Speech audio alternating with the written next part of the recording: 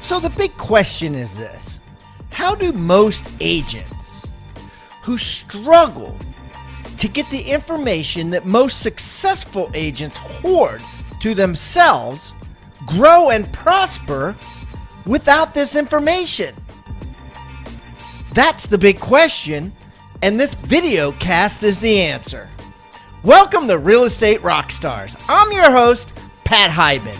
And now for the review of the day. And here's a review from Audible.com on the audio version of 6 Steps to 7 Figures, a real estate professional's guide to building wealth and creating your destiny. Written by me. Spoken in audio by me. This person says, great book. This book was more motivational than informational. This book has motivated me to get stronger with my basics and really affirm my goals to figure out what I want out of this business. Thank you. Keep the comments coming, guys. I love them. And remember, I eat feedback for breakfast. So give me a 1-star review if you want, or a 5-star review if you want. I don't care. And the more reviews we get, the better guests we get. So please, subscribe first, and then leave us a review or wherever you're listening.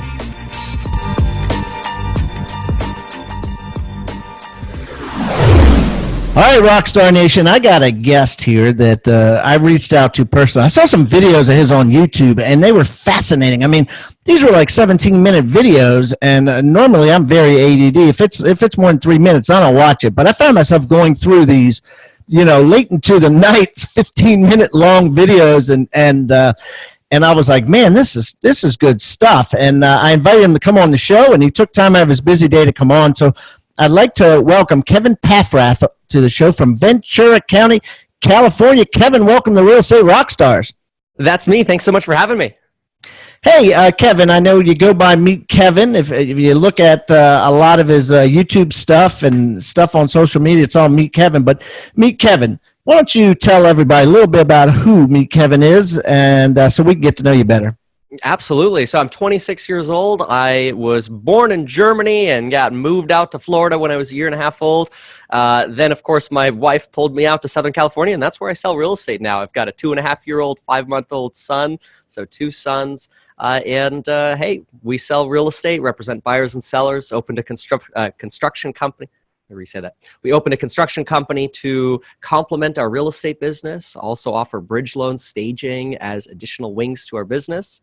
And my wife does design and property management, and together we try to provide more for our clients. That's awesome. Key point here, guys. Pay attention because we're going to dig deep into this later. He tries to provide more for his clients, and the thing we're leaving out here is more for his clients than the same that you do for the same price. So more for his clients and the same price as other agents are charging, but giving more, which is important nowadays. So anyways, let's talk some nitty gritty, Kev. So how many houses did you sell last year? I did a May to May on my sheet. So May to May, we've got 45 houses closed. There are some actives that I didn't count. Of those 45 that sold, we totaled those up at $26.3 million, which was about a gross commission of about $650K. Nice. And what's your profit margin? Profit margin. So that was one of the things I wrote down on my list where I kind of go, in a reputation-based service industry, I found that profit margin is kind of misleading because people can compare it to a regular business where it's like, oh, they operate at a 10 or 15% margin, and maybe that's a good thing. A service-based, we probably walked with 500 of that. And, if you divide that out, that's 76%. But that doesn't mean I'm better than the pizzeria at a 10% profit margin doing way more volume than I am. So to me, I almost don't look at my numbers maybe as much as I should, mostly because I always look one foot in front of the other. How can I provide more for my clients? And if my profit is 1% or the other percentage, or it's larger this year or smaller the next year, whatever, as long as I feel like overall my service is improving and I'm doing better for my clients, that's what makes me happy. Being 26 years old, I don't need a lot of profit right now. Yeah, but you got a lot. I mean, $500,000. I mean, a lot of people listening are like, holy dirt, I mean, so, and 76 is a phenomenal number, right? So that means you're only spending 24, right? Which is nothing. Some people are spending 24 just on broker splits. That's true. That's why I became my own broker. Seriously, a lot of agents on 70-30 split, right? So you already got them beat by 6%. So let's talk about that. So how long you been in the business? I started in the business at the end of 2010, beginning of 2011. So I believe this would make this my 8th year, which is crazy because I still remember talking to my father-in-law who helped mentor me in getting into the business and saying, all right, I got my license. What do I do? I just wanted to keep working and working. And I was like, what do I do next? And he goes, don't worry. One of these days, you're going to be asking, how can I do less? Because all of a sudden, you're just overwhelmed. So I feel like that was yesterday. It's scary. It's inevitable, right? If you're doing it right, if you do anything right, I think on a high level, I don't care what your business is. Well, pizza is a good example. Same thing, right? You're kicking ass in the pizza business, you're going to burn out, right? On some level. I mean, it's a natural thing to do, and the key is to figure out how to balance it out, and we can chat on that. So one question I have for you. So have you always had your own brokerage, or is that new? Well, that started in 2013. After I had 2 years in the business, my father-in-law, he was mostly kind of, I want to retire. He was relatively burned out from the real estate industry. And I've been there. I've had that feeling too, a few years ago. And I've always tried to sort of evolve my business model, keep me excited about the business because it's easy to burn out. But 2 years, once I had my 2 years experience, my father-in-law said, hey, you should get your brokers and then I can retire, was his impression. So that's what I did. Yeah, that's awesome. And so, like I said, it kind of, for you, it gave a jump start in that you're already, 30% ahead of all the other agents you compete with profit margin. So what were your concerns? A lot of people listen and be like, Kevin's pretty bold. He just went and got a broker license and opened his own brokerage. Don't I need my broker's education? Don't I need my broker's supervision? Don't I need, you know what I mean? Like how did you overcome your thought process on, I'm only in the business 4 years, to just say, I'm getting my broker's license, I can do this. Yeah, absolutely. That's something that I've considered for a long time. And part of me is concerned about, golly, if any brokers listening to this are going to hate me. But I actually have some advice for that side of the realm as well. And what I mean to say is, the way the brokerage model exists today, supervision and liability, to me, aren't that big of a deal. First of all, supervision usually boils down to a transaction coordinator in an office who's working for $40K a year, which there's nothing wrong with that. But they're doing your supervision. So it's not really your broker doing it. And I could hire somebody as well who could do that and then train them to do it my way as well as providing better service for my clients. And then I would even pay them more. Now, liability, to me, that's what insurance is for. I do great work. So that's not to say that I don't cross my T's and dot my I's because I'm fanatical about my contracts and I look at every single document.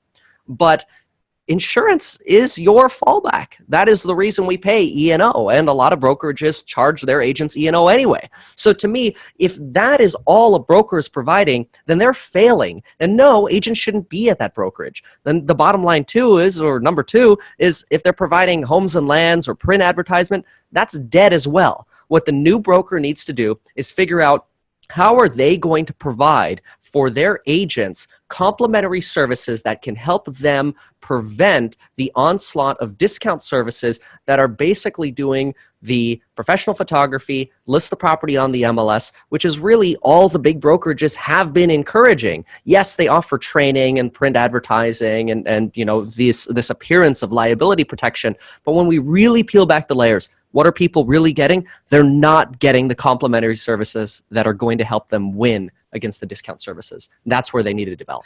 This is a fascinating conversation, and part of me agrees with you. I do believe, and I've told this to agents before that have worked for me that are worry words. They're worrying about everything, worrying about this, worrying about that. And I can remember having a conversation with this one guy, and he was just constantly bringing stuff up. What about this? What he would read an addendum, and he would bring up 3 sentences in an addendum, and I sat him down. His name was Dick. I said, Dick, you are only going to lose your license if you do one of 2 things. If you steal someone's escrow check and buy something at Nordstrom's with it, you're going to lose your license. Or if you discriminate against somebody based on a protected class, like you don't show them a house, or you tell your seller to choose that one race over another race, you're going to lose your license. Other than that, don't worry about it. And it's just, the chances of I started in 1987, right? And I stopped being involved day to day, completely, and sold my team to one of my top agents in 2010. So, that's like 28 years or something like that. And I got sued or taken to the board once in 28 years. And that's like over 7,000 transactions once. And I did something wrong. It was 100% my fault. I truth be told, greed always gets in the way, but there was an issue. They had an issue. It had to do with, it's a long story, but there was an issue. He said, should I put it in the disclosure? I told him, no, leave it out. He left it out. The people moved in the house. There was a problem. The seller came back at me, said, you told me to leave it out of disclosure. I said, you know what? I did. It's my fault. Rather than going to court, I just took the commission, my entire commission, and I gave it to the buyer. And the buyer walked away fine. And I solved it without the broker. I solved it without lawyers. I solved it, and I came clean about it. And that was the one time in like 7,000 transactions. It just doesn't. I admire that. You saw that you made a mistake and you owned up to it. And here's the beauty about America.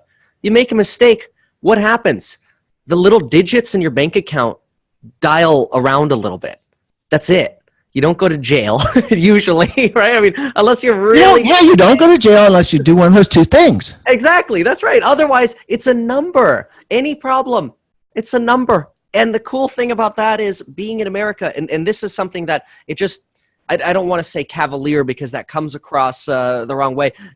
What gives me sort of the courage to say, sure, I'll open up a money-losing construction business so I can learn how to build this business in a way that nobody else can do it, because it'll make money in the future. The reason I have the courage to do that is because I know even if I lose everything, I'm still in America and I can always start over. Ain't that the truth? That's amazing. So obviously you had no fear. You said, hey, I'm going to open up my own brokerage. You went out there. Let's talk about your deals, right? So like, what do you work more of? What percentage is buyers? What percentage is sellers? 40% buyers, 60% sellers. Okay, and that's a good number. Now, where do your deals come from? I'd say most of my clients in general come from what I kind of call, it's just a word I made up. I call them sort of light referrals. And what I mean by that is they're not actually people that always get the phone call and go, oh, you're going to sell your house? Well, you need to call Kevin. I used him. He was great. I get a lot of people that call me because they say their friends knew of me, or they knew of somebody else who knew of somebody else who used me, and everybody just sort of remembers, oh, that no pressure guy, oh, the guy that drives the Prius or the Tesla with the wrap on it now, oh, what's that guy's name? Oh, the Meet Kevin guy, like, oh, check him out. And so I call them light referrals because these people then, they go, okay, well, Meet Kevin, well, I'm going to sell, so let me just Google that or whatever. They see my reviews, testimonials, they see the videos I make, they see my website, and then all of a sudden they go, oh, I should give this guy a shot, let me meet him. And that's the key, is getting in front of the meeting is everything. So I would say that's where the vast majority of the business comes from, is having a presence, but the presence itself doesn't make people come. It's creating that reputation where people are almost excited to say, oh, can you believe this Meet Kevin guy? He coordinated the whole reno for me and then sold the house and then we got multiple offers, whatever. That's where I think they come from. Wow. So talk to me about like, okay, so let's say, right, you're going on a listing appointment. And you're going on a listing appointment against an agent that's been in business a long time in your area. Obviously, you've got some people that specialize in neighborhoods. You got some heavy hitters specialize in high end. You got people that are kind of locally famous, right? And here you come in as a new guy. How did you beat them out and win said listing against experts? What I found is in the ultra higher end, at least in our area, that's going to be $2-3 million plus. It's very difficult to break into those. But I'm not a big fan of selling just ultra high end properties. I'm a fan of going into an area and selling the median. And whatever the median house is, which in our area is about a $580,000, 3-bedroom, 2-bath, 1,300 square foot single family house. If that means I have to hold 3 open houses a weekend to find one person that walks in, so that'd be like a Friday, Saturday, Sunday, to find one person that walks in and goes, I'm thinking about selling in a year, but I'm having so much trouble just getting some faucets replaced and some ceiling fans hung. Hey, let me help you out. Let me go find a handyman for you. Let me make this problem go away for you. Now, all of a sudden, if I can help people solve their little problems, they start realizing, wow, when it's time to solve my big problems, maybe I need to give this Kevin guy a shot. Sure, are there big, established, reputable people? The bottom line is reputation gets clients. Reputation doesn't really sell houses. Wow. It sells houses. Listen to that, guys. Reputation gets clients. Reputation doesn't sell houses. What sells houses? The market. The market. So I can see this now, right? This hotshot comes in that's, been in business a long time, and they're like, I'm going to put it in MLS. I'm going to put it on a lockbox, and you get my team of 30 people, and and they give this little fancy brochure. And Kevin comes in and says, okay, well, I'm going to sit an open house Friday, Saturday, and Sunday. And I'm going to do, what else? Tell me what else. Like, what are the ways that people listening that are underdogs to come out on top? Yeah, you had a good question in that, what would I do if somebody said, hey, Kevin, here's $2 million. Go into an area with a cell phone, and you're going to compete for this $2 million check. You don't get to cash this check, because if you lose this race, somebody else is going to take that $2 million from you. So you don't get to cash it until 6 months, and you got to win. You got to beat all the other agents. You're going into an area blind with a cell phone. That's it. I would call up every vacant property listing I could find that's in the median price, and I would sit those open houses to find people with problems. And this is what I do on a day-to-day basis. Is people come to me and say, I just inherited this property. It's a complete fixer-upper. What should I do? First step, let's start getting bids. Let's get bids on acoustic removal, paint removal. Let's find out what it's going to cost to put flooring in. Okay, now we got bids. Now let's analyze. Is it going to be worth putting this money in? How much faster are we going to sell? How much more are we going to sell for? Are we at risk of overspending? Is the market timing such where we will get rewarded if we do work? Having this conversation, this dialogue with these people, all before I even have a listing contract. Honestly, I don't even care about contracts, listing contract, buyer representation contracts. I don't care if somebody wants to list their house with me. They can pick up the phone and say, I want to sell my house with you, and we'll put it on the market. Obviously, we'll do a listing because we have to for the MLS. But then at the same point, if somebody calls and says, I don't want to list my house with you anymore, no problem, contract, I'll tear it up. I don't care. I don't need to bind somebody to that. I want to help them. I don't want to create more stress in their life. So if I can, in any market, figure out how to be present for the vast majority of people, even if that meant I had to have my open houses became my office, and I had comfortable chairs there, and I just had signs that said, let me solve your real estate related problems. And people came in like, I need a ceiling fan replaced. No problem. Here, I'll coordinate somebody for you. Give me a key, and I'll even let them in and make it happen for you. I'll even go buy the product for you. I don't care. Like, whatever it is, I'll make it happen. And having that sort of nobody's going to work harder than me attitude, if I'm competing for something and providing more than what everybody else does, to me guarantees that $2 million in my pocket. That's it. This is great, man, because I've been thinking lately, and I don't know why agents don't. I haven't met an agent to do this. This is my idea, but it came from other like Gary Vaynerchuk. If you listen to him, he does these AMAs, right? They calls them Ask Me Anything, right? It'd be like, look. And Gary Vaynerchuk has got like 10 million people follow him or whatever, right? He said like Thursday at 10, I'm going to do an AMA, right? Now, agents pretend that they've got so many clients that they can never be found by their seller, right? Or they have to schedule a time, or they, you know what I mean? Like they don't have time during the week to communicate with their seller. What if you did an AMA every single day? right, and said, listen, I'm on Zoom or Skype every single day from noon to 1 or from noon to 3, my Zoom room is open. You could pop in anytime and see my face, and you can AMA me. You could ask me anything. And essentially you're saying, I'm going to be sitting with you every single day, but I'm not going to speak unless you speak to me, right? Because I think the seller and the buyer's biggest fear is I'm never going to hear from you again after you sign the contract. Right. 100%. I love that. I think that would be a great idea. And I mean, busier folks, you could even do every other day, right? I mean, realistically, if you've got a listing on the market, how often do you really need to follow up with your client? You know, the recommendation is twice a week, but hey, if you were available 3 times a week, 4 times a week at a certain time, and somebody could just click and go, oh, hey, Kevin, you know, I know you're 15 minutes into your AMA already. I just thought I'd ask a quick question. You know, how many views did we get at the broker tour yesterday or whatever, which, I mean, I would have followed up with them on that information already anyway, but just as an example. Yeah. Here you go. Cool. Bye. And you can invite them. Like I can literally like right now invite someone to this Zoom meeting that you and I are having. Yeah. By hitting the invite button, right? So you can invite every single client you have. You can invite your whole database if you want. Yeah. Right? All at once, every time you're live. Invite them. Too easy. Yeah. I don't know, you know, so fascinating. Okay, cool. So what I want to talk to you about, because a lot of agents aren't doing this and you are doing this. I mean, you've got some amazing views on your YouTube channel. What, like, do you know what your total views are now? Oh, I have no idea. The only number I look at, I've got this little subscriber counter thing over there that I got as a gift, which was really cool. I'm so happy and grateful. We just hit 30,000, which is like so amazing given that January 1st, we were not at 1,000. So really?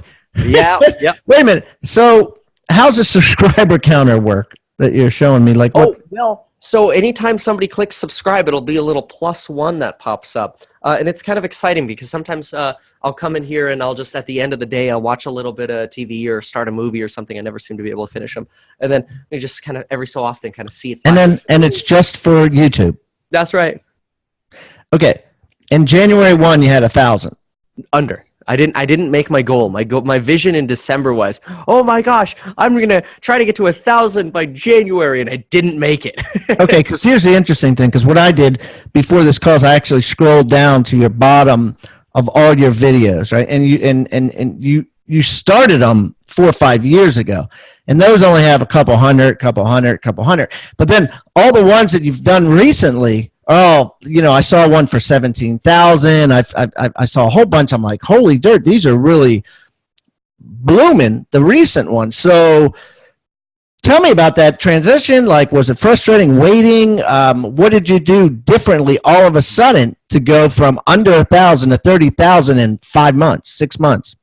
I think I sort of evolved it from in 2012, 13, 14, I'd sort of make these random little videos and put them up there. And my vision was always, oh, I'll just have this video here in case a client wants to go to my website and then sort of qualify me. So I have these stupid videos where one that clients continually reference is probably from 2011. I was at an open house. I had a hat on actually as well. The clients just died laughing over the fact that I was at an open house, and I said, what do you do when you're at an open house and you got nothing to do? And then I'd lift up Windex and paper towels. I go, I clean the client's windows. It's like, what else am I going to do? I may as well help the property sell while I'm here, and how hard is it to clean the windows? So a lot of people really seem to like that. So they liked sort of this goofy nature of these videos. And really it wasn't until December of 2016 that I realized, wow, you know, back in 2006, 2007 in the CNN iReport days, videos were all about a community, interacting with other people and sharing perspectives and sharing opinions. So I feel like as soon as I made that transition where I thought, it would be interesting to sort of start a dialogue about real estate topics that are maybe the myths that are out there. The first video that actually kind of started it was, I made this video, great person, Graham Stephan, good friend of mine. Yeah, I saw that one. Yeah, and the video, the original title of it was What Graham Stephan Isn't Telling You. And everything in the video was hey, here's another real estate agent. We share a lot of the similar mindsets, but there's an important piece of the puzzle, and it's really the Nike slogan, just do it. Just get out there and get in. So I kind of started with this dialogue of how can we share opinions while at the same time opening dialogues with other creators. And I think that's really what made a difference. So who does your videos? Because you got a lot of special effects. You got a lot of cool things. I mean, they look like something you'd see on TV. Oh, well, thank you for that. I actually do them all. You do them all. You do all the editing? All of them. Yeah. It's endless work, and leads to sort of very short nights in terms of sleep time. But I'd love to offload editing, but unless I'm sitting down, just sort of doing a sit-down video, some of the bigger productions where I'm walking around, I love creating them and editing them. And one of the reasons as well I wanted to do the YouTube sort of push was I had a lot of stress from real estate, and really, well, actually not that much anymore. I used to have so much stress that I'd go to the doctor for, go to a cardiologist for chest pain. I'd go to a throat doctor to get x-rayed or swallow studies for throat lumps or all these feelings, and like everything is falling apart. This was 2014, 15, 16, just because I was doing everything in real estate myself. I didn't have employees. I thought I could do everything better. Nobody could do it better than I could. And I would just go fanatical about trying to provide better service for people to where it was creating a horrible life balance. And what I found is, well, hiring people helps, but also having a creative outlet is huge. And sometimes when I sit there and I'm editing, and I can create something fun with some effects or whatever, I could sit there and replay it 20 times and laugh every single time. And there's something about it. They are funny. And so, like, which one would you say has the most views? Oh, well, without a doubt, the Grant Cardone audience has been really great to me, in that a few videos that I made sort of expanding on some real estate principles that Grant Cardone talks about, because he's very anti-single family. He's very anti 1 to 4 and small deals. I personally think that's a disservice to a lot of the audience starting out. It's just a different perspective. So I thought, okay, well, there are a lot of young people who watch Grant Cardone, and they might appreciate having a perspective from another young person who's 26 who started by buying single families and condos, and to share, well, look, this is how I started. You don't have to agree with me, but here's just another perspective. Yeah, and no, you're 100% right. And I think that's a big problem now. Like, there's so many young people out there, and I'm saying young because you said young, right? But the majority of them are young, that want to go from zero to hero, right? They talk to me and they're like, I'm like, what's your goal this year? And they're like, I want to syndicate an apartment deal. Yeah. I'm like, wow, okay, well, maybe you should sell 10 of your single families and then put it in your, oh, I don't have any single family. I'm like, what? Have you ever bought a house? Oh, well, my wife and I bought our primary residence, but you want to go syndicate. So, I mean, it's crazy, you know? I actually had a client call me a few weeks ago. Great client. Although he'll come up in another example. He said, oh, we should syndicate this 150 unit apartment deal and figure it out. And I thought to myself, I got to get off the ground with my construction company and just take care of the people I've got right now, because my point of view is, rather than just take on everything and do a terrible job at everything, I want to make sure I can do a great job at every little milestone that I land on before I start taking on more clients. So a lot of folks in real estate, they say, well, Kevin, what's the secret? Like, how do you get more clients? And I always ask myself, am I ready for more clients? And then I think, are there any clients I could currently be doing a better job for? And the bottom line is, a lot of times the answer is, yeah, like, oh yeah, I could do that for them. I could do that. And these are extras. None of them are required. They're not expecting these extras. I think I could do that. And so when I get caught up and I think, wow, I've just done so many extras for my clients, now I'm ready for more. Until then, I don't want to expand. And I'm a person who gets bored very easily. So my mind says, grow, grow, grow, grow. But then, this other part inside of me says, wait, don't explode. Take it easy and grow steady. Hey guys, as you know, my book, 6 Steps to 7 Figures, has been a New York Times bestseller and a USA Today bestseller with over 30,000 100,000 copies sold to real estate agents and real estate investors alike. And listen, I have decided to do something really special here. I am going to give away 200 copies. Yes, I'm going to give away 200 copies that I have. And all you need to do to get one is to go to free6stepsbook.com. That's free6stepsbook.com, all spelled out, SIX, stepsbook.com. And you can fill out a form, and all you need to do is pay the shipping and handling, and I'm going to send you that book absolutely free. Or simply text the word PAT to 444-999. My goal is for you to have this book, if you haven't read it yet, an absolute must for any real estate agent's library. 6 Steps to 7 Figures, a real estate professional's guide to building wealth and creating your destiny. Just go to free6stepsbook.com and fill out the form, and I will send it to you absolutely free. Or simply text the word PAT to 444-999. That's PAT to 444-999.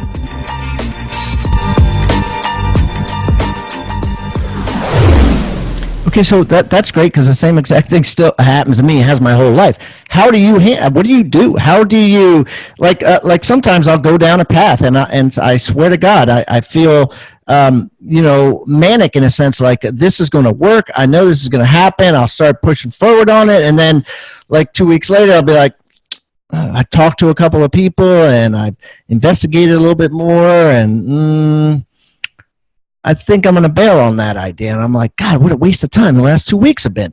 Like, is that normal? Is that the right way to do it? How do you handle it? Yeah. I think my childhood was one that kind of came from, unfortunately, a little bit of a background where I was, you could say it. I was bullied in middle school. I was sort of the video game nerd, and whatever, it is what it is. And what I found is now when I come up with an idea, and I feel like it sort of relates to that time, is when I come up with an idea, first of all, I have this problem where sometimes I don't talk to enough people. I kind of just, all right, full steam ahead, go. And I go from nothing to launch, and then I start sort of, okay, I've launched, now I'm getting ideas, now I'm going to revise, fine-tune. It's a lot of what's happened sort of with the construction company. It's and the guys know this, that are the employees. I say, hey, look, there are inefficiencies here, but don't worry, we're fine-tuning before we, continue to grow. But I always like to, as much as possible, let me get to first base, let me get in the game, and then fine-tune. Yeah. I always quote that movie Moneyball, with Brad Pitt. Have you seen that movie? Do you know what it's about? The Oakland A's?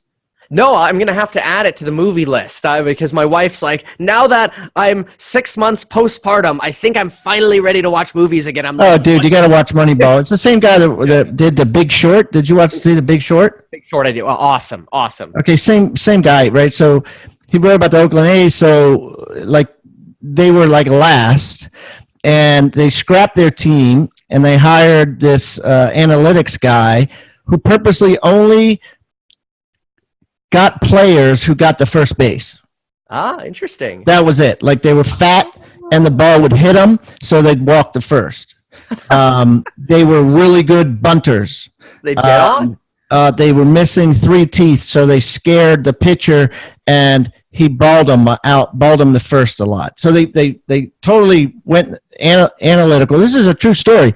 And all they were worried about is getting on first. And what they found is by getting on first, then the next guy got on first, and then he would score runs where everyone else was trying to do home runs. And I tell this to these investors that want to go zero to hero. You're not trying to hit a home run. And you just said it. You're not trying to hit a home run all the time. You're trying to just get on first. Just get on first, and then you'll get on second, and then you'll get on third. It just happens. It's kind of like how also you said, like, you're not worried about a listing appointment.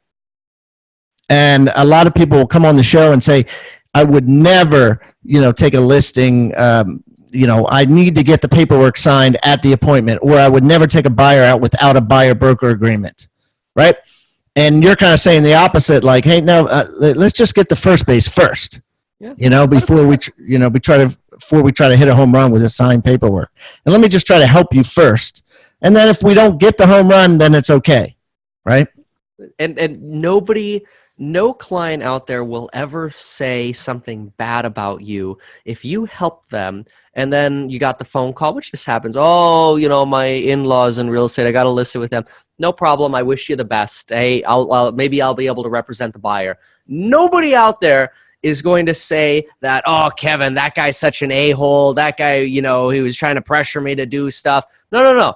Even though I told that guy, no problem, best wishes. Hey, thanks for letting me know. He's telling everybody he knows, man, that Meet Kevin guy, stand-up guy. That's what I want to build, is that reputation. Absolutely.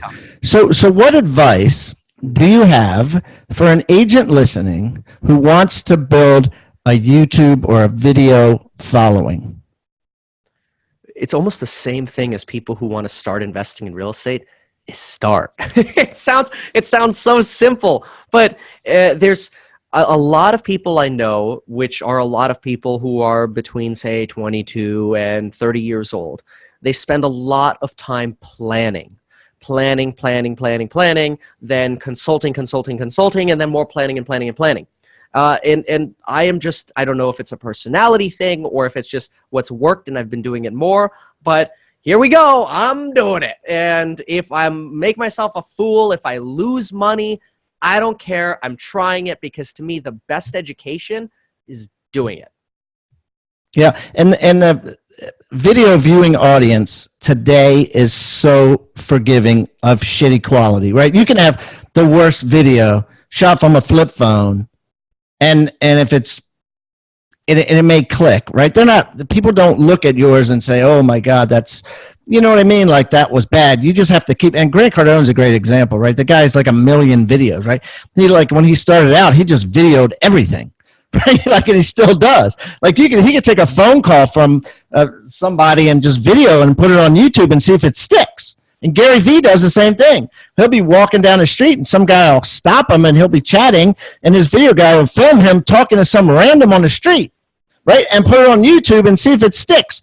And you got to have that same attitude now, right? Don't worry about the quality. Just put it out there. Keep doing it. Eventually, you can make them better and better, like Kevin has. If you haven't seen his, check his out, because they're very entertaining, Now talk to me about business that you've gotten from that. 30,000 subscribers. Have people in Ventura County, become fans and subscribers and say, I'm going to list with that guy or buy from that guy because of these videos? On the contracting side of the business, 100% yes. We've gotten contracts directly from social. We've connected with maybe 3 or 4 people who are interested in more information about real estate, whether that's buying or selling. No contracts, but that's okay. My vision for YouTube it wasn't to create business. I never thought of it as a business model or an extension of the business. I thought of it as, I have business knowledge, let me share it as an escape, as a way to sort of still kind of justify to myself that I guess I'm talking about real estate, but it was just different because like you said earlier, you get burned out, you get bored. So if I can now do something different that's related, and maybe now because I'm doing something else related, I'm picking up some more facts, or I'm learning, or I'm picking up different perspectives. In another sort of flip side, maybe that helps me when I talk to clients on listing appointments that organically came to me. Wow. Now, do you get an income from YouTube, or do you get royalties? There are ads. You can put these little pre-roll ads or even in-stream ads into your videos. And I think if I break out how much I was earning from YouTube, I'd probably be working for 10 cents an hour. But that just goes to show that I'm not doing it for the dollars. But yeah, it's probably $2,500 a month, something like that. That's 30 grand a year, though. I mean, that's, and the cool part about that is it's passive income, right? Like, you can, if you quit real estate tomorrow, you may or may not still get $2,500 a month. I mean, that's really kind of cool. I love that. I mean, it's wonderful. It's one of those where it's like, well, I mean, that's nice. It's wonderful because if construction real estate didn't work out, sure, I could make a whole lot more videos and talk about how I royally failed. So you're adding a construction company. Tell me about that. How's that going to benefit your clients? Why are you doing it? Oh, it's been incredible. The clients absolutely love it, love it, love it. I don't love it because it's a money pit. Okay, what do you mean by that? It just Oh my mean gosh. you're losing money, or you're breaking even. You're not making money on the company because it's a new company. Is that what you mean? Yeah, and it keeps evolving too. So let's look at it this way. The construction company is extremely labor intensive. I was just doing some math on a client. We'll go full steam with this example. Client says, "Hey Kevin, we're not sure what realtor we want to use yet. We just, we got to figure out how can we get all of this old furniture out of the house. We got wallpaper, acoustic ceilings, this, that, and the other. We got some bids, shopped around to do acoustic ceiling. Everything was too expensive for the client." And I said, "Hey, well, our construction guys, we can do the acoustic ceiling, and we'll do it for the price you guys are looking for. And you know what? Don't even worry about all the furniture. You guys go ahead and move to Arizona. We'll take all your furniture, and we'll either donate it or get a dumpster and load it up all for you. You just take what you want, and then everything else, you call me when you're ready, and you say, 'Kevin, the house is ready.'" And they did exactly that. We went in there, and they literally left shelves full of junk they didn't want anymore, and we just went in there with 10 people and threw it all into a dumpster. And they were so happy because the next day we sent them a picture, and they said, "Oh my gosh, all the stress is off our shoulder." And it was one of the easiest deals to close because they had so much stress, so much anxiety about how they were going to get this house ready for sale. I eliminated all of it. Now I look at the project in hindsight. The project's done. The house is on the market, just hit the market last week. And we look at the construction numbers. I go, well, darn it. The construction company underbid a little bit, and the construction company lost $3,000. But then I look at it and go, but can I kick myself for that? It's $17,000 commission when the house sells. No. I got the deal. So net. It's a loss leader. You know what I mean? I mean, it makes sense, right? I mean, it's like the Bud Light for $2.99 a six pack or whatever, and they just want you to come in the store to buy something. Also, a six pack of some IPA where they charge it $9.99, and they make the money on the IPA. So it's the same thing. It sounds like, and it sounds like you're also able to win listings because of it. Where somebody else comes in, and they're like, "I don't own a construction company, but I know someone that's going to charge you retail prices, and put you behind 5 or 6 other clients." Where you're able to say, "Hey, I own this company. I can have this done tomorrow if I tell them to shift some things around." And I'll guarantee the price will be no more than Y, provided you list with me. I mean, it's huge. And quite frankly, that's one of the reasons why companies like Open Door are exploding, is because their whole concept is, how can we take the stress away from the seller? And I think a lot of real estate brokers and a lot of real estate agents have underestimated how stressful the selling of a house is for a client and how important it is for them. There's so much complacency in the industry, and it even goes back to the problem of the brokerage model. Now, more and more brokerages, this is sad, more and more brokerages are saying, do not recommend contractors and vendors to your clients because we don't want the liability. If that contractor does a bad job, now it's coming back on us. Well, what good is the agent anymore? That's and then you have the complacency against these companies. Oh, no, Open Door is not going to be a competition. Yeah, it is. Yeah, it's kind of like the complacency of kids nowadays. Like I have these 2 mentees in Baltimore City, and their yard was a freaking mess, right?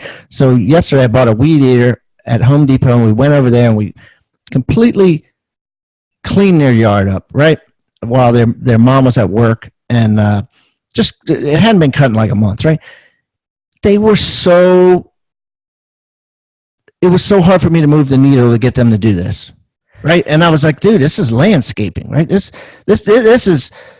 is easy stuff, right? This is weed whacking. It's kind of fun, right? Raking, picking up, it's just, and that's just one example, but I feel like a lot of kids are like that, where they just are complacent. And I think the same thing is happening to real estate agents. Are you seeing that? 100%. When I talk to other agents, there's, let's say we're about 30-70. 70% of the agents I talk to and I say, "Hey, what about Redfin? What about Open Door?" They go, nothing. They're clueless. And the other 30% are like, oh, it's something we're keeping an eye on. And me, I'm like, hello, like these are going to be big contenders. There should be 90% of agents going, oh, we need to step it up because this is going to take over. They will refine and they will infiltrate the market in places where they haven't yet, and they'll continue to infiltrate where they already are. And they rightfully should, because I seriously think if, again, all you're doing is I'll schedule the professional photographer and we'll put you on the MLS, and then I'm going to do some open houses because that's going to get me more clients. It's not going to sell the house. Open house doesn't sell the house. You don't deserve 2.5%. How are you taking stress out of a client's life? That's what you got to do, more than what these other companies are doing. So what should agents be thinking about? What should agents be doing to prove their value? The more they can figure out, here is a client that has a problem. What can I do to solve that problem? And then they solve that problem, no matter what it is. I don't care if it's a seller says, hey, the spa is full of mildew, but I'm out of town for a week and I can't find anybody to do it and nobody wants to do it. Well, then get some gloves and go over there and drain the puppy. Just do it. And now when you take these stories and then you take a photo of you draining it and you put it on Facebook or Instagram or you put it in your listing presentation, like, I don't care what it is. I'll go up in your attic with a suit on, and I've got pictures doing this stuff. I'll go on your roof to patch some nail holes. I don't care. Anybody can patch nail holes. I'll pressure wash your driveway. I'll drain that spa. I don't care. And then I go to these people, I tell them, look, I don't know what all the problems will be, but know that it doesn't matter what the problem is. I'll find a way to solve it. When you can sit down with a client and confidently tell them stories or examples like this, it becomes very, very evident that not only are you providing more for them in terms of doing all these things, all these extras, but now it makes it a lot easier for you to say, and don't just think I'm just like your general handyman as well, which is nothing wrong with that, but all the effort I put into these extras is the same effort that I put into negotiating for you and marketing for you and everything else. So if you're too lazy to drain the spa, how good are you really at negotiating? I want you to think about the word toolbox. What is a toolbox? A toolbox is a box full of tools that you use to build something great. At Real Estate Rockstars, we've created our own free toolbox. So everybody that comes on the show as a guest brings a tool with them, and we plow them all into this toolbox, and we give it away for our viewing audience to basically use as they wish. Everything we put in there is an actionable item that can be downloaded, can be printed, can be used immediately. And we got things like scripts and dialogues, checklists for teams, checklists to keep agents accountable, referral forms that are filled out at settlement to get referrals by your buyers and sellers. Everything you could think of that you could use on a regular basis about real estate is included in this toolbox. And it's helping agents worldwide sell more houses and make their jobs a lot easier and processes much more efficient. And the thing is, it's absolutely free. All you got to do is go to hibandigital.com/toolbox or text the word toolbox to 444-999. That's toolbox 444-999. Do it now. Yeah, it's essentially offering more value and more things and more presence than the competition. And that's why I trademarked providing more. Hey, no, I love that, right? And you trademark, but is that a nationwide thing, or you can only it is. say? Really? Providing more? Wow, I'm surprised you got that. That's great. But no pressure agent. Both of them are national. Wow, that's awesome, dude. I mean, but it makes a hell of a lot of sense, right? No pressure agent. I don't care if you sign a buyer broker agreement. I don't care if you sign a listing agreement. No pressure. Providing more. Oh, I'll solve that problem. Instead of agents saying, if a buyer says, I don't know if I can get a loan. Oh, I really think, in my personal opinion, Pat Hyman's opinion, the agents should be like, oh, what's your credit score? Oh, what's your income? I know a little bit about math. I can figure out ratios roughly. You should be able to qualify for this much, but you can double check. But you shouldn't be pushing that off to a lender immediately and not offering any value there. You shouldn't be pushing off the simple things to be fixed to somebody immediately. Try to solve as many possible problems as if your life depended on it. And you'd be amazed at how the clients will be like, wow, thanks, Kevin. It's so true. I actually ended up getting my loan endorsement as sort of a rider on top of my real estate license, just to learn not only more about truth in lending and all the new regulatory disclosures and that we have, but now it's so easy for me. And it was really something that I have to thank my father-in-law for. Back when I first started in real estate, he said, all right, first thing we're going to do is learn how to qualify a buyer. What are your gross monthly debts longer than 10 months in duration? And go down the list and do this. It's not that hard. Having the lender license now is just a little bit of bonus because I got a lot more practice doing it. And some clients are like, hey, I don't have $2,000 to fix this, but I really want to fix it. I go, hey, how about I lend it to you, and then you pay me back at the close, and I get a second on the house that has equity. So I know my money's safe. I charge interest and points at the same time, and you can legally do it because you got a lender license. Just another example of providing more. Yeah, that's awesome. And you're just throwing things out there like, how about this? How about this? How about this? And eventually you're going to walk away, and they're going to be like, Kevin gives us all of this, providing more.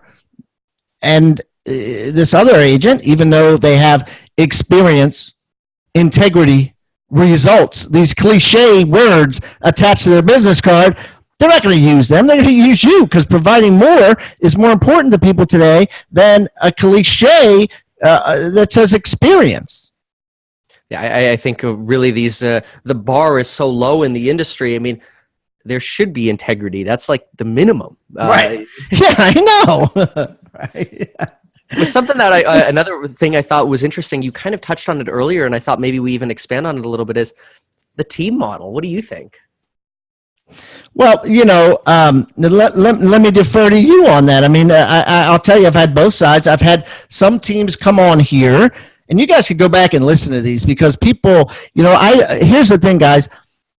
I edit these podcasts in the sense that we take out ums, we take out pauses, just like that. We take out those things in order to make them a better listening experience for everybody, but I don't censor them. And what that means is I almost never will take out a full sentence or a cuss word or something somebody says. I never censor them. And I have had people come on here, unfortunately, with teams who make zero profit and who have no clue what the hell they're doing. And I've also had people come on with teams who have made a lot, over a couple $1 million profit.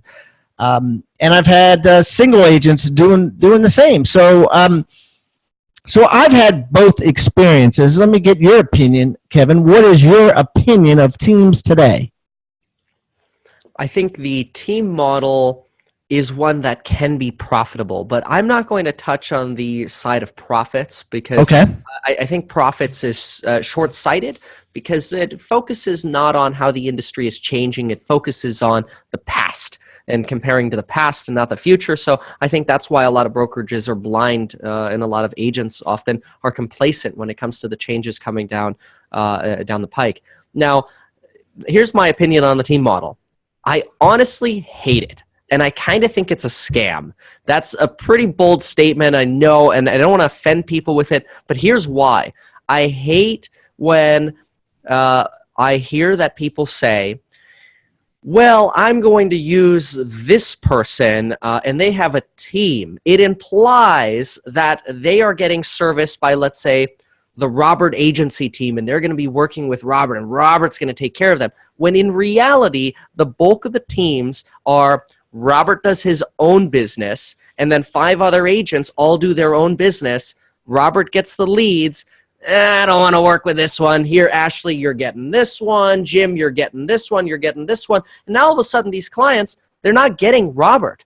they're getting these other agents and people on teams, oftentimes join teams because they're newer or they're trying to learn. So all of a sudden somebody came into a team to work with Robert, the team leader, and get the experience and knowledge and negotiating power that he has, but they never see Robert. They see one of the other team members. And I think that's very different from what I've built my business around, which is all of my clients get me, they work with me, they talk to me, and we have 11 employees that work in construction and 2 employees that'll help me do things like I'll talk to the client and say, hey, we got to set up a termite inspection. We got to set up a fireplace chimney inspection because the home inspector called us out. And then I'll turn around and go, hey, Kathy, can you set this up for me? Confirm it with the listing agent. I'm working with the client. I'm still representing the client, but maybe somebody else is doing this stuff. That, to me, is how real estate should be. The team model, I think, is a deceptive scam that misleads the public. Wow. I mean, that's a bold statement. And it's certainly deceptive, but someone on a team who runs a team, if I want to be devil's advocate, would tell you, yeah, it's deceptive, but everybody knows it. No. It's no.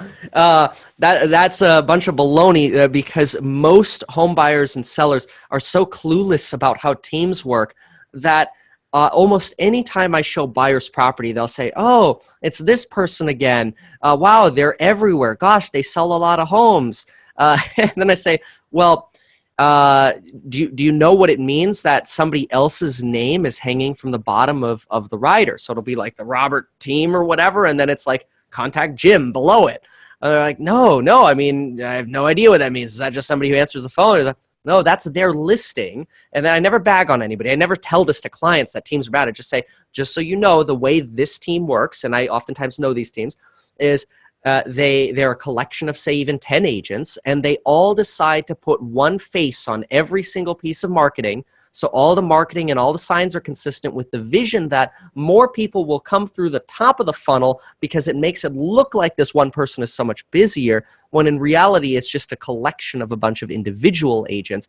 And anybody I've ever told sort of a simple synopsis version of that to, in a very nice way, and I do not bag on other agents to my clients, anybody I ever tell that to, they all say, oh, wow, I never knew that.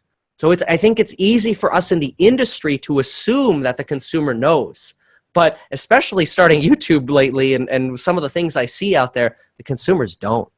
So here's a great question, right? You have no issue, bashing, and I'll use the word bashing, because you start out your videos like, I love Dave Ramsey, but here's a family that lost $130,000 on his system. I love Grant Cardone, but and quite frankly, that makes them fascinating, right? That makes them intriguing. So why haven't you created a video where you're explaining this just the way you did to me for the masses? Like, what if you can bash Dave Ramsey and bash Cardone,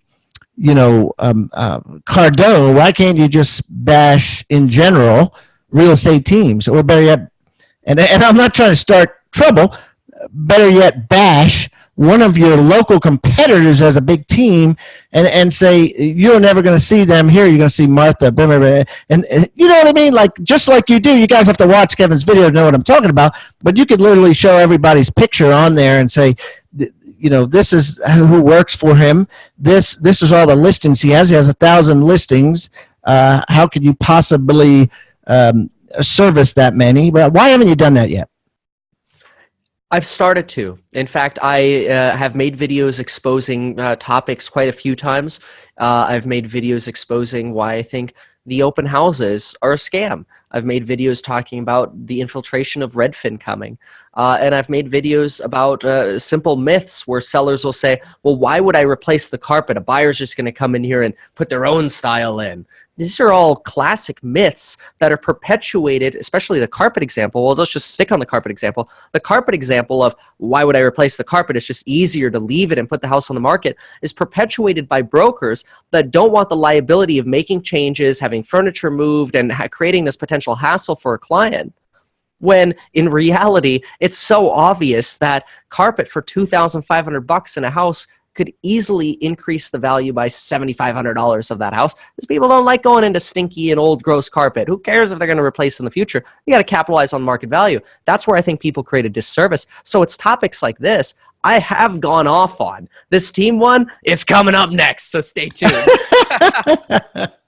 Well, it sounds like I didn't give you the idea. It sounds like you've been battling it around for a while. But I understand what you're saying. And the people that run teams, and trust me, I've had a team of 52 people, and I've made a lot of money on teams. And I have a product at Rebus University for how to build a team that nets $1 million. But I also have a product for brand new agents called the 5 Alive, how to make $75,000 as a single agent.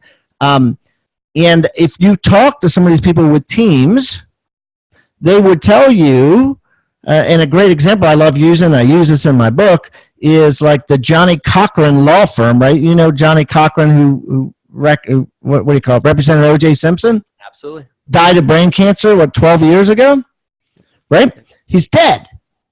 But if you look on the internet, right, the Cochran Group has like 15 offices. And if you call them up and say, Johnny's dead, why I'm calling because of Johnny, the attorneys are certainly going to tell you, listen, we are angry attorneys that represent the underdog just like Johnny did, right? And they're going to bait and switch you to using some young dude out of law school, right, to represent you. And they would say, that's good business. We're licensing Johnny's name. What would you say to that? There's a balance of everything. I mean, Donald Trump licenses his name out. Now, I don't want to get political before the presidency. Let's talk about it. He licenses his name out to buildings. There's a difference, though, when and there's a correct way to do teams. There's nothing inherently wrong with the team nature. It just should be properly conveyed to the consumer what it is. If a brand is licensed or a team name is created and sort of shared with employees, then the representation should be, here are a set of principles that were established by Robert, the team leader, and he ensures that all of the people on his team are, hold those standards to the golden throne or better. And so what you're getting is, yes, you're not getting Robert, but we're not saying you're getting Robert. You're getting Robert's team, and you're getting the principles he stands for. That's what I think the law groups do. That's what I think, is done with the Donald Trump brand. Certainly, the impression would be you wouldn't see the Donald Trump logo. Again, it's all pre-presidency talk. You wouldn't have seen that on a rundown hotel, because that would water down the quality of the brand. Because the consumer doesn't know. The consumer doesn't go into the Trump Hotel in South Miami Beach, which is actually owned by Intercontinental Hotel Group or whatever that owns a bunch of other hotels. Somebody doesn't go into that hotel thinking, oh, this is Intercontinental Hotel. No, this is the Trump Hotel. That's the impression. So the consumer doesn't know. And as long as on a real estate level, where in real estate, what's different is people have the impression that I get Robert. As long as they don't have that impression and they realize, no, you don't get Robert, but you get everything that he stands for and the system that he's created to ensure you get better money because we do this, we do that, whatever, that's okay. I'll make a confession for you, because again, I'm out, right? I'm not involved in the game per se anymore. I probably have listed myself 500 to 700 homes where I went on the listing appointment, never saw the people again, never spoke to them again, but also never told them that that's how it was going to be, right? I left them with the impression that they're getting me. I didn't tell them they're getting me. I told them about, I have a team, but I certainly didn't volunteer the fact that 99 of 100 clients are never going to see me again unless you happen to stop by the office and I'm there, right? Or see me in the supermarket, right? And so I agree with you on that. It's a disclosure thing. And no team leader in the right mind is going to disclose that because they're going to be afraid they're going to lose the listing. If you said, hey, listen, we have this great team, you're never going to talk to me again. You're not going to talk to me, right? We're finished. Sign here. it's not a good sales pitch.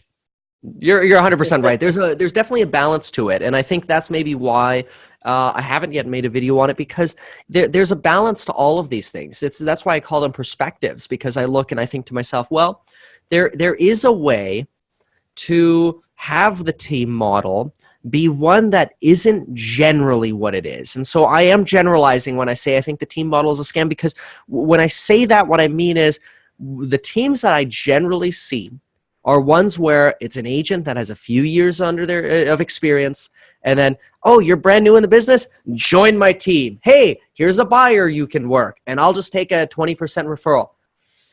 Like, I get it, but I still, I don't know. That's probably not why the buyer came. If it works out, great. And oftentimes real estate transactions work out well. That's the nature of real estate.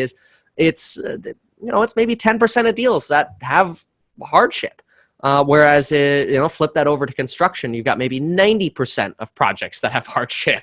So I like that about real estate, in that, yeah, you can get away with doing that the vast majority of time, because people don't know, people don't realize, things go smoothly. Well, how much is there to do? But if somebody is hiring, Dr. So-and-so and Dr. So-and-so's team of highly trained surgeons for, to be on standby for your C-section whenever that comes or whatever, then I want to make sure that everybody on that team is just as qualified or is held to the same standard, not just some novice that is now on the team and, you got your C-section assigned to the trainee. Good luck.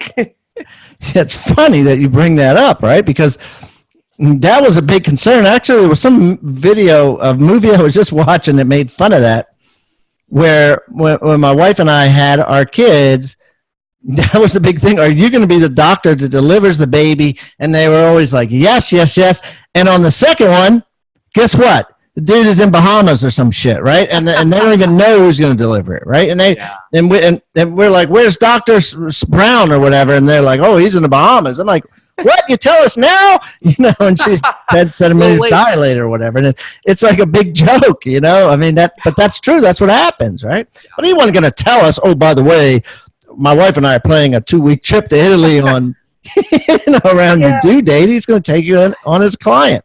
It's a balance, and figuring out the pattern is the secret. Figuring out how to say as a doctor, I have a family and I have a very established and reputable practice, and because of that, I have people on my team that when I'm not available, I ensure are able to provide the same or better quality of service that I can provide. Then I think that establishes and creates that upfront disclosure. That's all you need to say. You don't need to say you're never going to see me again. But if you say something like that, I have people on my team that, yeah, exactly. I have people on my You should do that in your video. You should have like little pop-ups, right? And then where the guy goes, sign here, my team and I, and then a little pop-up says, you're never going to see me again. AKA, I'm out of here. Little pop-up shows, $15,000. Fish $15,000 commission. I don't got to do anything. It's all a balance, and it's the pattern is the key, and there's nothing wrong with the team model if it's done correctly. So sorry, went kind of on that tangent there. It was fun, man. It was fun, and there's a lot of people think like you, and there's a lot of people think opposite, and so it's good to have both sides. So, anyways, Kevin, man, we could take this forever. I'm having a blast, but as you know, everybody that comes on this show brings with them a free gift, and what we do with these gifts are two things. First of all, I'm going to put it on hibandigital.com/meet Kevin. That's hibandigital.com/meet Kevin. I'm also going to put his YouTube channel. I'm going to put his Instagram channel, all his social media channels. If you want to reach out to him and say thank you for sharing, all his information will be there, and his free gift will be there. If you want his free gift with a toolbox full of all the other gifts that all of our other guests have brought, or most of our other guests have brought, just simply go to hibandigital.com/toolbox or text the word toolbox to 444-999. Kev, what are you bringing today? I am bringing a highly qualified opportunity to have conversation with me in Instagram DM. That sounds like, well, wait a minute, I want something tangible. But here's the thing. If somebody sends me a message with a first word that says Hyben, I can see it, or hashtag Hyben, I can see it in the message. I'm going to help you out with whatever question you have, because I think knowledge is the best gift I can bring.